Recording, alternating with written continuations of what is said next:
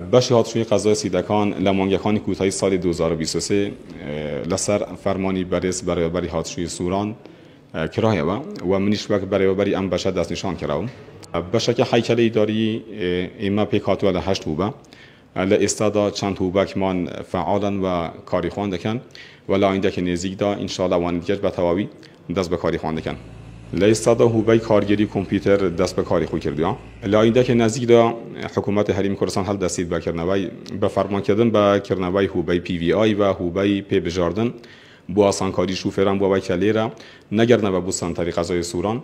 و حلی را کارکانی خوان جبجه بکن در هیکل اداری بشکمان چند بنکه که من هیا بنکه سنتری شهر و بنکه برمیزه و بنکه حدود هیا انشالله بس پاش داوین کردنی میلاک انشالله وانش دست به کاری خوان کنو بعد آمدم نسل کاری خوان لیرا که شی میلاک من هیا دوا وان کردو که لاینده که نزدیک دا میلاک من زیاتر بکرد بابا کم هوبانه دست به کاری خوان میکن که چه به دامازرانی نوع کارمندان یان به شیوه گریب است یان به شیوه تنصیبش دکرید